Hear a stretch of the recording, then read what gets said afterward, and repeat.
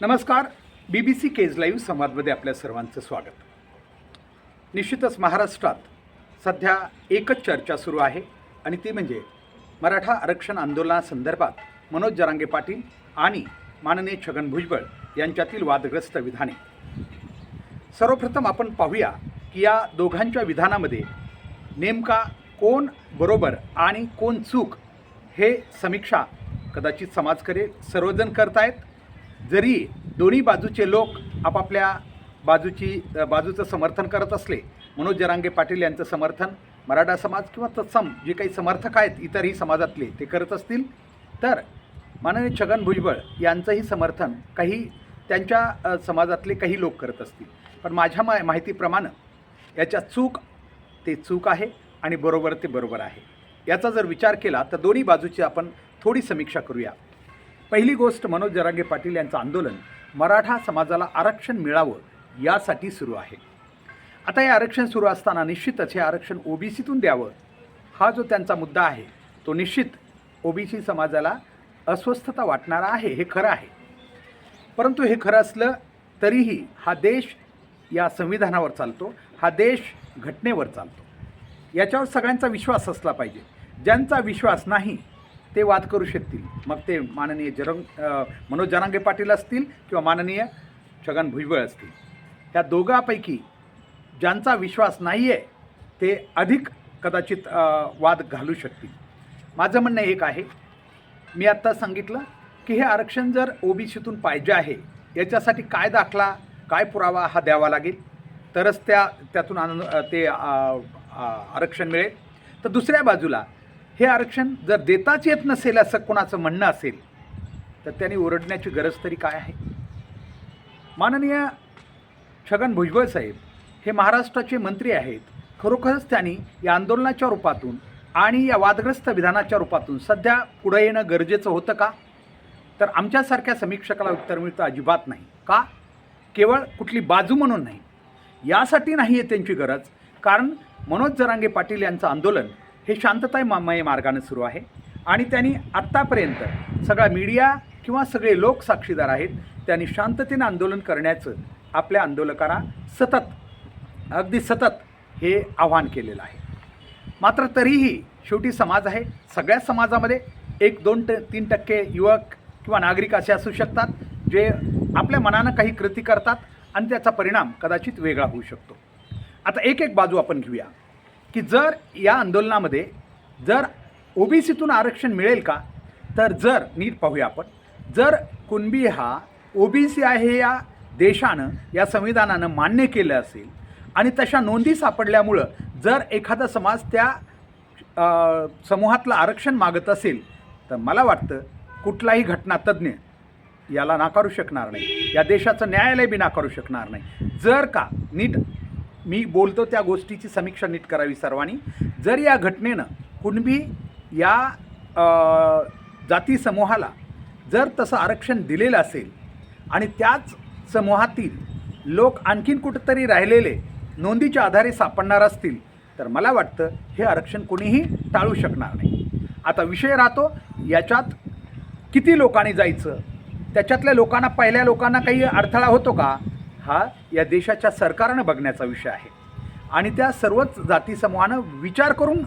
परंतु ही गोष्ट तर टाळू शकणार नाही कुणी, कारण का की घटनेनं आणि संविधानानंच तसा अधिकार कुणबी समाजाला दिलेला आहे. आता मराठा कुणबी सर्टिफिकेट काढेल किंवा मिळेल नाही हे आणखीन पुढं पाहायचं आहे आपल्याला. त्यापूर्वीच हा गोंधळ घालणं की याच्यातून आरक्षण अजिबात मिळूच देणार नाही, म्हणजे असलं तरी कुणबी जरी नोंदी मिळाल्या तरी ते आरक्षण मिळू देणार नाही, ही भूमिका मात्र निश्चितच चुकीची ठरू शकते. आता घेऊया वादग्रस्त विधानाबद्दल. निश्चितच जरांगे पाटील यांनी माननीय छगन भुजबळ साहेबाबद्दल जर काही विधानं केलेली असतील तर ते आपण पाहिलं, जर त्यांच्या वयामानाच्या वगैरे याच्या बाबतीत असतील आणि काही चुकीची असतील कुणाला वाटलेली तर आपण मान्य करू किंवा ठीक आहे, आरे कारे ही भाषा निश्चितच आपल्याला नको आहे. परंतु दुसरीकडं माननीय छगन भुजबळ साहेब आणि ओबीसी समर्थक, मला वाटतं याच्यात तर जास्त लोक नाही आहेत, कारण जेव्हा दोन्ही सभा झाल्या त्या ठिकाणी 12 बलुतेदारापैकी एकही नेता तिथं आलेला नाही, हे आपण अधोरेखित करून घेतलं पाहिजे पहिली गोष्ट. आलेल्या नेत्यामध्ये 375 जाती समूहामधले किती लोक आले याच्यावरूनही कुठल्याही आंदोलनाची किंवा कुठल्याही सभेची आपण खरं तर समीक्षा केली पाहिजे.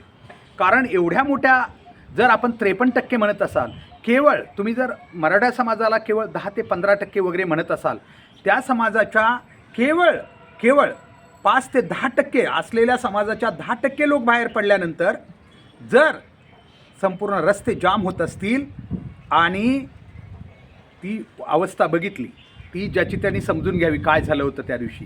अंतरवालीच्या पहिल्या सभेला जेव्हा समाज बाहेर आला, तो बी असलेल्या समाजाच्या फक्त 10% होता असं माझ्यासारख्याचं मत आहे. कारण कुठलाही समाज सगळा बाहेर येत नाही. असलेल्या समाजाच्या फक्त 10% समाज बाहेर होता आणि जो बाहेर पडला समाज त्याच्यापैकी फक्त 30% समाज तिथं पोचलेला होता, ज्यामुळे ते मैदान फुल झालेलं होतं.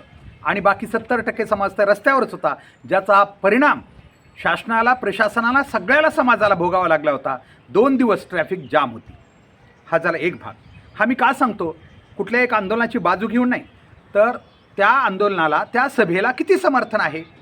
जेव्हा की देशाचे ओबीसी नेते असल्याचा दावा करणारे आमचे माननीय छगन भुजबळ साहेब जर देशाचे ओबीसी नेते बनवू इच्छितात आणि इथं मात्र ते 375 जाती समूहापैकी एक 4-5, त्याच्यात बी माझ्या धनगर समाजाचेच जवळजवळ 4 ते 5 नेते होते.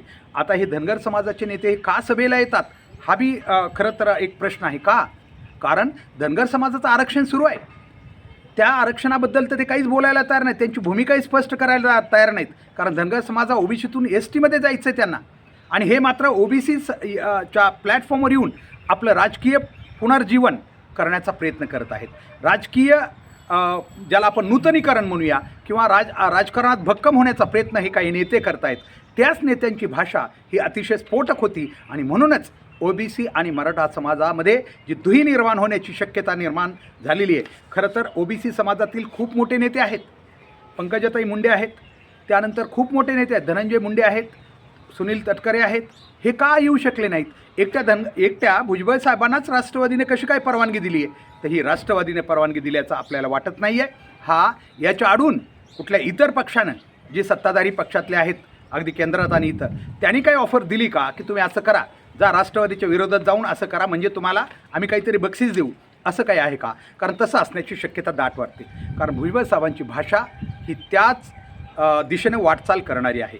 मी याच्यातलं आणखी काही उदाहरणं सांगतो. ठीक आहे, लायकी हा शब्द निश्चित हा चुकीचा वापरला गेला असेल कदाचित बोलण्यामध्ये. कारण मनोज जरांगे पाटील हे प्रयत्न करतायत की चांगल्या शब्दांचा वापर करायचा, पण एखादा शब्द, कारण आपण हा गुणवत्तेशी संबंध शब्द होता, हे सगळ्या महाराष्ट्राला, देशाला माहिती आहे. मी समर्थन करतो म्हणून नाही, हा गुणवत्तेशी संबंध होता कोणत्याही क्षेत्रामध्ये.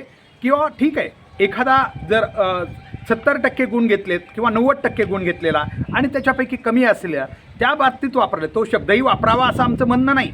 कारण का दिलेलं आरक्षण आहे त्याच्यात लायकी हा शब्द त्यांनी नाही वापरायला पाहिजे होता, परंतु त्यांचं बोलणं त्या संदर्भात होतं आणि त्यांनी आज स्पष्ट केलं त्याच्याही पुढे हे बोलणं होतं की नेत्यांच्या हाताखाली कामं करतात ही आमची मुलं, म्हणजे नोकऱ्या नसल्यामुळं, ज्यांची लायकी नाही नेत्यांची. आणि खरंच नाही ना, 8वी 10वी नेते, 12वीच्या पुढं फारसा एखादा नेता आहे, ग्रॅज्युएट किंवा पोस्ट ग्रॅज्युएट तर अजिबात नाहीत. डुप्लिकेट सर्टिफिकेट काढतात देशाच्या पंतप्रधानासहित असं सांगितलं जातं आहे. अशा वेळी जर त्यांनी म्हटलं की लायकी नसलेल्या लोकांच्या हाताखाली, म्हणजे पुढाऱ्यांच्या, मी पुन्हा एकदा सांगतो, आरक्षणाच्या बाबतीत त्यांनी जर वापरलं असेल तर ते चुकीचं आहे आणि तो बी गुणवत्तेपुरता मर्यादित त्यांनी वापरला असला तर आपण तो समजून घेतला पाहिजे. परंतु त्याचा अर्थ भुजबळ साहेबांनी पूर्ण लगे आपल्या विचारपीठावरून संपूर्ण जाती समूहाचा किंवा ओबीसी समूहाची सहानुभूती मिळवण्याच्या उद्देशानं केलेलं भाषण हा महाराष्ट्र समजू शकतो, लक्षात घ्या. कारण का ते भाषण निव्वळ एकेरी होतं. कारण त्याच्यामध्ये त्यांनी फक्त सहानुभूती हाच विषय त्यांचा होता. कारण का त्याच्यात जर तसं असेल तर आमचा आजही प्रश्न आहे, खरंच सगळा ओबीसी, आमचा सगळा ओबीसी बांधव हा आरक्षण पात्र असतानासुद्धा त्याला तो लाभ मिळतो आहे का? आम्ही मागेही सांगितलं होतं, आम्ही आज बी सांगतोय, खास करून राजकीय आरक्षणात तर अजिबात. ज्या मोठ्या जाती समूह आहे त्या 375मध्ये त्यांनीच फक्त आरक्षण, राजकीय आरक्षण आत्तापर्यंत उपभोगलेलं आहे. छोट्या जातीय समूहाला त्यांचा ग्रामपंचायत सदस्य म्हणून सुद्धा कधी निवडून येत नाही. त्यावेळेस का तुम्ही या ओबीसीबद्दल बोलत नाहीत? तुम्ही काल लिस्ट घेऊन बोललात, कदाचित तुम्हाला कोणत्या जाती आसपास आहेत ते सुद्धा माहीत नसावं, परंतु डायसवर एक लिस्ट ठेवलेली होती, महापुरुषांची लिस्ट ठेवलेली होती. कारण का कोणत्या महापुरुषाबद्दल बोलावं हे सुद्धा मनोज जरांगे पाटलांचं एक वैशिष्ट्य आहे. ते कुठलंही मला वाटते पत्रकारांना वगैरे उत्तरं देताना कुठली स्क्रिप्ट पुढं घेत नाहीत. मात्र आमच्या नेत्यांना भाषणं करताना पुढं स्क्रिप्ट ठेवावी लागते आणि मी काय बोललं पाहिजे, कारण का त्यांना माहिती आहे माझं एक शब्द जो नेहमीचा आहे, नेहमी बोलण्यात माझ्या सवय झालेली आहे, ते जर शब्द इथं गेले तर अवघड होईल. म्हणून कदाचित फार दक्षता घेऊन ते भाषणं करतात. माझं म्हणणं आहे की तुम्ही फक्त, कारण का या महापुरुषांची कोण किती लढलं हे सांगण्याची गरजच नव्हती काल. आणि पुन्हा एकदा सांगतो, तुम्ही समजदार नेते आहात. तुम्ही एक तर पहिली गोष्ट, तुम्ही काल संविधान दिन होता. या संविधानाच्या दिनाच्या दिवशी, भारतीय संविधान दिनाचा आम्ही विजय असो असं सतत बोलत असताना तुम्ही तिकडं मात्र एका विचारपीठावर जाऊन या संविधानाला तिलांजली दिली. कारण महाराष्ट्राचे तुम्ही एक कॅबिनेट दर्जाचे मंत्री असताना घटनात्मक पद घेऊन शपथ घेतलेली तुम्ही की मी कधीही कोणत्याही समाजाबद्दल आकस धरणार नाही, आणि तुम्ही मात्र जाहीररित्या मराठा समाजावर टीका करत होता. मराठा समाजाच्या नेत्याला निवडून न देण्याचं तुम्ही जाहीर आव्हान करत होता. मी म्हणत नाही कोणी करत असेल दोन्ही बाजूचे त्याचं चूक आहे, परंतु शेवटी निवडणुका या त्या ठिकाणी होणार आहेत, त्या ठिकाणी जिंकणार आहेत, त्या ठिकाणी समीक्षा होईल. परंतु मला एकच म्हणायचं आहे की माननीय छगन भुजबळ साहेबासारख्या एका मंत्र्यानं पुन्हा आमचा आक्षेप तिथं येतो, तुम्ही राजीनामे द्या, कितीही बोला, स्फोटक दंगली घडवा, तुम्हाला जर घडवायचे असतील तर, परंतु अगोदर राजीनामा द्या. तुम्ही महाराष्ट्राच्या या संविधानिक पदावर राहून अशा प्रकारची भाषा, आणि पुन्हा सांगायचं की मी माझ्या ओबीसीसाठी बोलतोय. ओबीसीसाठी बोलायचं नाही, तुम्हाला राजीनामा द्या, बाहेर या आणि अशी भाषणं करा की ओबीसी पेटून उठला पाहिजे. तुम्हाला जसा पेटवायचा तसा पेटवा, परंतु तसा पेटवा. असा ओबीसी पेटवण्याचं तुम्ही विनाकारण त्या ओबीसीवर. आणि पुन्हा सांगतो मनोज जरांगे पाटील, कारण का मी जे ऐकलं आहे ते सांगतो, कारण आम्ही सामाजिक व्यक्तीत उद्या आम्हाला अनेक फेस करायच्यात. आम्ही कुठेही कोणाची बाजू घेऊन एकतर्फी बोललोत, आणि बोललोच बी आम्ही मनोज जरांगे पाटलाची बाजू घेऊन. जर ती चुकीची असेल तर ती कदापि समाज मान्य करणार नाही. कुठला एक समाजानं मान्य केली म्हणून चालणार नाही, ती सगळ्यांनी मान्य करावी लागेल. आणि आता मी जे बोलतो आहे त्याच्यात जे काही तथ्य आहेत, त्याच्यातली जी काही चूक असेल तर कोणी काढावी. आता काय होतं आहे, जेव्हा व्हिडिओ आम्ही हे रिलीज करतो, जेव्हा व्हायरल करतो, तेव्हा निश्चितच ज्याचे त्याचे समर्थक बिनडोकपणे त्याचं समर्थन करतात. हे चुकीचं आहे. तुम्ही विचार करून समर्थना, विचार सांगा, यामुळं हा व्यक्ती बरोबर आहे. कारण मी पुन्हा सांगितलं, माननीय छगन भुजबळ साहेबांना मनोज जरांगे पाटील यांनी प्रश्न केला आहे, तुम्ही जेव्हा एवढ्या मोठ्या महापुरुषांची नावं घेता, स्वतःच्या शाळेला, स्वतःच्या कुठल्याही शैक्षणिक संस्थेला एकही नाव का दिलं नाही तुम्ही आत्तापर्यंत? अजिबात दिलेलं नाही. आणि आम्हाला छगन भुजबळ साहेब, फक्त तुम्ही या येत्या 5 वर्षामध्ये जेव्हा तुम्ही राष्ट्रवादीमध्ये किंवा अलीकडच्या काळामध्ये तुमचं हे झालेलं आहे, तेव्हाच फक्त तुम्हाला आम्ही आता आमच्या फुले शाहू आंबेडकराबद्दल बोलताना ऐकतोय. याच्या अगोदर तुमच्या डोक्यातही आणि तोंडात बी नव्हते ते, हे तुम्ही मान्य करा, कधीच नव्हते ते. अलीकडच्या काळात मात्र तुम्ही आता सुरू केलेलं आहे, कारण तुम्हाला माहीत झालेलं असावं आता की आता तुम्हाला कदाचित महाराष्ट्राचं किंवा देशाचं ओबीसी नेतृत्व व्हायचं असेल, नक्की व्हा. परंतु एवढं सोपं नाही आहे. ज्या जाती समूहांना या 375 पैकी अनेकांना अन्याय झालेला आहे, त्या तुमच्या बरोबर कशा काय येऊ शकतील, आणि का त्यांनी यावं? कारण त्यांच्यावर अन्याय जर झाला असेल तर मी सांगतो, ज्या गावामध्ये जी जमात, जी जात समूह अधिक संख्येनं आहे, त्यांनी बाकीच्यांना, बाकी इतर जाती समूहांना अजिबात कुठल्याही प्रकारे संधी दिलेली नाही. राजकीय संधी तर दिलेलीच नाही. याची समीक्षा करा. चला सुरुवात करा महाराष्ट्रातल्या प्रत्येक गावात जाऊन, आणि तुम्हाला उत्तर मिळेल की प्रचंड मोठा अन्याय झालेला आहे. म्हणून अशी विधानं करून स्वतःच फसू नका तुम्ही. कारण का की याच्यासाठी काही तथ्य योग्य बोलावी लागतात आपल्याला, तरच आपल्याला त्याच्यातलं सगळ्यांना न्याय देणं शक्य होऊ शकतं. छगन भुजबळ साहेब म्हणाले, एका अरबाचं खूप छान उदाहरण दिलं त्यांनी. एक अरब उंट घेऊन आपल्या पालामध्ये त्याला तंबूमध्ये जेव्हा उंट शिरतो, त्याने छान उदाहरण दिलं. पण मला याच्यातलं समीक्षा करताना बहुतेक भुजबळ साहेबांचा गोंधळ झाला होता. साहेब, ज्या उंटाचा वापर एखाद्या अरबानं जर आपल्या दैनंदिन जीवनासाठी केलेला असेल कुठं, जर तो उंट त्याच्या आयुष्यात महत्त्वाचा असेल, उंट कधी शिरेल सांगा तंबूत? जेव्हा त्याच्यावर संकट आलं तेव्हा शिरेल ना. तर मग संकटकाळी जर तो मालक त्याला आत घेत नसेल तर मला वाटते तो मालक बी नाही. मग कारण का, जर संकटकाळी आपल्या या प्राणी मात्रावर तो दया करत नसेल, किंवा ज्याला गरज आहे आश्रयाची, निवाऱ्याची, त्याला जर तो आत घेत नसेल तर तो माणूस नसतो साहेब. म्हणून या ठिकाणी आपण जे वापरलेले शब्दप्रयोग किंवा जी कोटी करताना तुम्ही ती जर आपण कृपया विचार करून करावी अशी आमची विनंती आहे. नेहमीच छगन भुजबळ साहेबांनी बीडचा विषय काढलेला आहे. बीडची दंगल निश्चितच, या दंगलीतले जे आरोपी ते सिद्ध आणखीन झालेले नाहीत. कोण आहेत ते? जातनिहाय ती बाहेर येतील. आता जेव्हा जातनिहाय बाहेर येतील तेव्हा आपल्याला निश्चित ते मान्य करावं लागेल, कारण आता ते पोलिसांच्या अधीन आहेत. त्याच्यामुळे याच्या जातनिहाय जे कोणी असतील आपण बघणार आहेत. त्यामुळे आत्ताच तुम्ही त्याचा गोंधळ का करता? जरा थोडं थांबा आणि आपण त्यालाही निश्चित न्याय मिळेल. परंतु मला एक कळत नाही, तुम्ही कोण बेदरे नावाचा जो कार्यकर्ता आहे तो मनोज जरांगे पाटलासोबत दिसला म्हणून लगेच, अहो कार्यकर्ते तर तुमच्यासोबत, दहशतवादीसुद्धा तुमच्यासोबत उभा राहून फोटो काढतात. आम्हाला माहिती आहे राज्यामध्ये. तुम्ही त्या फोटोचं वगैरे सांगू नका. फक्त हे सांगा की त्या आंदोलनाच्या वेळी ज्या ठिकाणी आंतरवली सराठी इथं या बेदरेनं, जर तुम्ही म्हणताय त्या ज्या काही केसेस मिळाल्या बुलेटच्या, त्या बेदरेच्या आहेत. संविधानावर बसून तुम्ही खोटं का बोलता? असा रिपोर्ट आहे का पोलिसांचा? तुमच्याकडं असा रिपोर्ट आहे का पोलिसांचा की ते त्याच्याच पिस्तूलमधून, ती घटना तर आत्ता घडली आहे, त्याला अटक केल्यानंतर त्याची पिस्तूल. गुन्हेगार एक लक्षात घ्या, सगळ्या समाजातले गुन्हेगार सन्मान प्रतिष्ठा मिळवण्यासाठी अशा आंदोलनात सहभागी होत असतात साहेब. त्यामुळं, आणि गुन्हेगाराला जात नसते हे लक्षात घ्या. त्यामुळं बेदरेचं उदाहरण देऊन विनाकारण आंदोलनाला बदनाम करू नका तुम्ही, कारण कदाचित तुमची ती रणनीती असू शकते बदनाम करण्याची, पण मला वाटतं हे योग्य नाही आहे. कारण का की एक व्यक्ती जो गुन्हेगार आहे, कोणत्याही जाती धर्मातला असू द्यात, तो नेहमीच आपला गुन्हा लपवण्यासाठी किंवा सामाजिक प्रतिष्ठा मिळवण्यासाठी अशा सामाजिक आंदोलनात पुढे येत असतो. हा आमचा देशाचा अनुभव आहे आणि म्हणून आपण कृपया ही गोष्टी नीट समजून घेतली पाहिजे. खरं तर जनगणना करा हे तुम्ही सतत सांगताय, कुणाला सांगताय? सत्य तुम्ही आहेत. राजीनामा धडकन त्याची आज राजीनामा नाही, जे जनगणना झाली तर मी महाराष्ट्राच्या या मंत्रिपदाचा राजीनामा देतो, ते करत बी नाहीत तुम्ही. आणि जनतेला आव्हान करताय तुम्ही जनगणना करा. तुम्ही सांगताय मी पंतप्रधानांचं मत आहे, अमुक राहुल गांधींचं मत आहे, अमुक शरद पवारांचं मत आहे, तुमचं मत आहे स्वतःचं, अजित पवारांचं मत आहे. तर मग रोखते काय? जनतेनं रोखले काय तुम्हाला? कोणी रोखले? जा ना, आपली ताकद आहे ना, म्हणताय ना देशाचं ओबीसी नेतृत्व व्हायचं आहे, तर जा जरा. आणि देशात खरं तर जनगणना झाली पाहिजे हे सर्वच समाजाचं मत आहे. मग तुम्ही त्याला कोण अडवलं आहे? मग त्यामुळं आपण हे लक्षात घ्या. आणि पुन्हा एकदा सांगतो, ओबीसी समाज बांधवांचं जेव्हा तुम्ही नेतृत्व करायला जाता ना, एक तर आत्तापर्यंत तुम्ही कोणत्याच ओबीसीच्या एका, तुम्ही डोंबारी घिसाडी वगैरे नावं घेताय भाषणात घ्यायला, खूप छान घेताय, घेताना खूप अगदी फटाफट घेताय, सहानुभूती मिळण्याचा आवाजाचा चढ उतार करून घेताय. पण लक्षात घ्या, कधी गेलात का त्यांच्या घरी? कधीच नाहीत गेलेला, लक्षात घ्या. आता झाले यापुढं गरज असल्यावर, पण यापूर्वी कधीच गेला नाहीत. आणि तुम्ही म्हणताय ना साहेब, केवळ ओबीसी याच्यात ह्या 300 जाती समूह कशा येतील एकत्र? त्यांच्याशी जिव्हाळा लावावा लागेल, त्यांचे प्रश्न सोडवावे लागतील.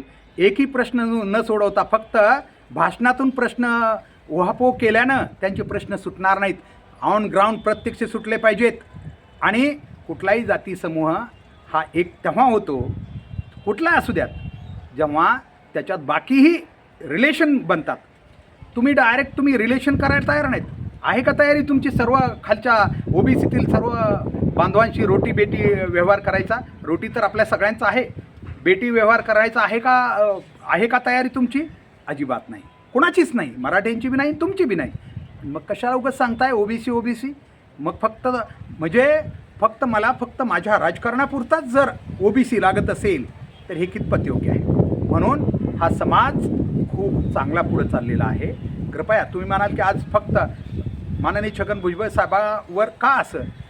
कारण आमचा आजचा विषय, आम्हाला असं वाटतं सध्या भांडण करण्याची त्यांनी गरज नाही आहे. कारण ओबीसीचं रक्षण करण्यासाठी या देशाची घटना, संविधान भक्कम आहे आणि बाकी लोक सक्षम आहेत त्यांना न्याय देणारे.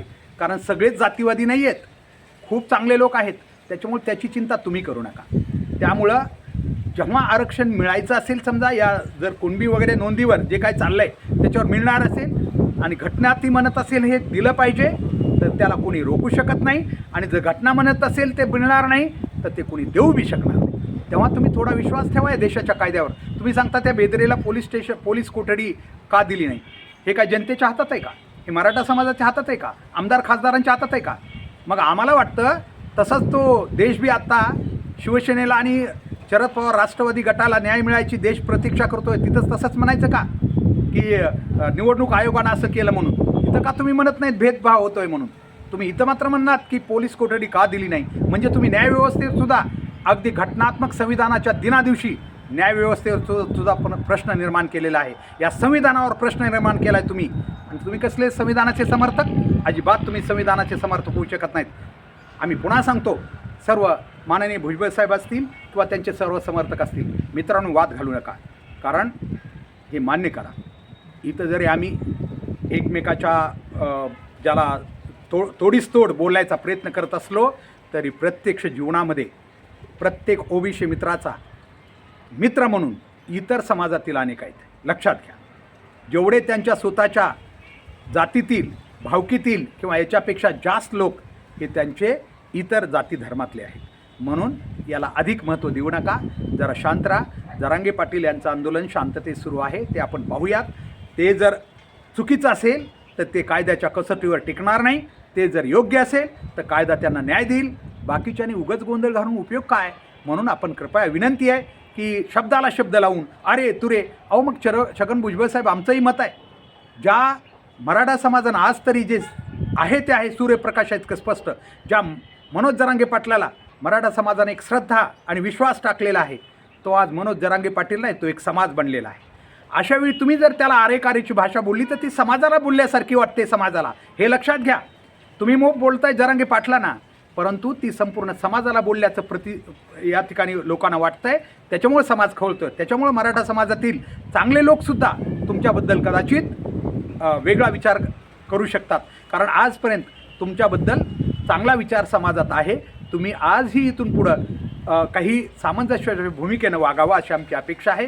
मनोज जरांगे पाटलांनीही माननीय छगन भुजबळ साहेबाबद्दल चांगले शब्द बोलावेत अशी आमची अपेक्षा आहे. परंतु हा वाद विकोपाला नेऊन समाजाचं जे दररोजचं जीवन आहे ते वेगळं करणं योग्य नाही आहे. आणि तायवाडे साहेब, आपल्यालाही सांगावं असं वाटतं, बोलणं सोपं आहे, पाय तोडील हात तोडील. कोणी कुणाचे हात पाय तोडत नसतात. या देशात आणखीन काही एवढी वाईट अवस्था आलेली नाही आहे आणि कुणी कुणाच्या याच्यात जाऊही शकत नाही आहे. कारण आता देश कायद्यानं चाललेला आहे. पहिल्या काळात ठीक आहे, जे होतं ते होतं, त्याच्यापेक्षा तुम्ही भयंकर भाषा वापरायलात, हात पाय तोडून. असं होणार नाही. आणि कुठलाही समाज दुबळा नसतो, तो किती छोटा असू द्या, तो मराठा असू द्या, नाही तर घिसाडी समाज असू द्या, नाही तर आमचा डोंबारी असू द्या. जेव्हा त्याच्यावर अन्याय होतो ना, तेव्हा तो आक्रमक होऊ शकतो. आणि त्याच्या आक्रमकतेपुढं जगाला बी नामावं लागेल. लक्षात घ्या, जगाला. ते बाकीच्याचं सोडा, महायुद्धाचे जरा दाखले घ्या. आधी छोट्या छोट्या राष्ट्रांनी जेरीस आणलेले मोठ्या मोठ्यांना, एकदा ध्येयासाठी माणसं पेटून उठतात ना, तेव्हा ती कोणत्याही समाजाची असोत, ती पुन्हा माघार घेत नसतात. आणि त्यांच्या त्या पेटलेल्या अवस्थेपुढं सगळ्याला नमावंच लागतं. म्हणून आपण सगळे शांततेत राहूया, आपण व्यवस्थित राहूया. धमक्या देणं, एकमेकाला हे करणं, हे आपल्या सध्याच्या सामाजिक परिस्थितीत बसणारं नाही आहे, एवढंच मला वाटतं. निश्चित आपण सर्व एक चांगल्या मार्गाने वाटचाल करूयात. ओबीसी बांधव सर्व जाती समूहातले. खरं तर ओबीसी फक्त आपण आरक्षणासाठी त्यांना केलेलं आहे, नसता हा ओबीसी काही वेगळा असा शब्द नाही आहे. परंतु अलीकडच्या काळात ज्यांना आरक्षण पात्र अशा जाती समूह जे आहेत आमचे 375च्या आसपास काय, त्यांना फक्त आम्ही ओबीसी म्हणून म्हटलेलं आहे. ती काही अशी वेगळी जमात नाही आहे. त्याच्यामुळं आपण सगळे एक आहोत अशा भावनेनं पुढे जाऊया. एवढंच आजच्या निमित्तानं. धन्यवाद. थँक्यू.